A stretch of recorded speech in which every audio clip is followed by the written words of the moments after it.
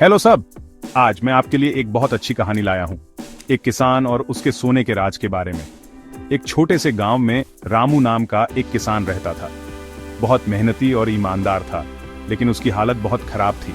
कितनी भी मेहनत करे, उसकी फसल अच्छी नहीं होती थी। गुजारा करना मुश्किल था। एक दिन खेत जोतते हुए उसका हल किसी सख्त चीज से टकराया। रामू ने खुदाई की तो देखा, एक पुराना मिट्टी का घड़ा जमीन में गड़ा हुआ है। हाथ कांपते हुए उसने घड़ा खोला तो अंदर सोने के सिक्के देखकर दंग रह गया। वाह, अगर मैं ये सोना बेच दूं तो मेरी गरीबी दूर हो जाएगी, उसने सोचा। लेकिन ईमानदार होने के नाते रामू ने गांव के बुजुर्गों से सलाह लेने का फैसला किया।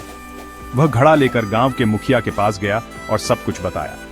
मुखिया ने कहा, रामू, ये जमीन तुम्हारी है तो ये खजाना भी तुम्हारा है, लेकिन याद रखना, लालच बुरी बला है। रामू मुखिया की बात समझ गया।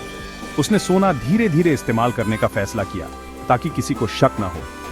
उसने अच्छी खाद और नई तकनीक से खेती शुरू की। कुछ ही महीनों में उसकी फसल लहलहा उठी और उसकी हालत सुधर गई। लेकिन सब रामू की कहुशी से खुश नहीं थे। हरिया नाम का एक आदमी रामू की तरक्की से जलता था। उसने सोचा, रामू के पास कोई खजाना जरूर होगा, मुझे उसे ढूंढना है। एक रात हरिया चुपके से रामू के खेत में गया और खुदाई करने लगा। अचानक उसे एक और मिट्टी का घड़ा मिला।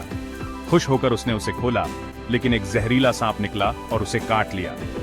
हरिया की हालत बिगड़ती गई। गांव वालों ने उसे बचाने की कोशिश की, लेकिन बहुत देर हो चुकी थी। इस घटना से सबको समझ आ गया कि रामू की कामयाबी उसकी मेहनत और ईमानदारी से थी, किसी खजाने से नहीं। रामू ने अपनी दौलत गांव की भलाई के लिए इस्तेमाल की। उसने एक स्कूल और एक कुआं बनवाया, जिससे सबको फायदा हुआ।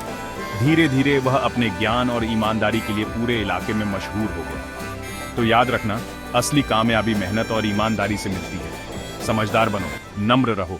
सुनने के लिए शुक्रिया।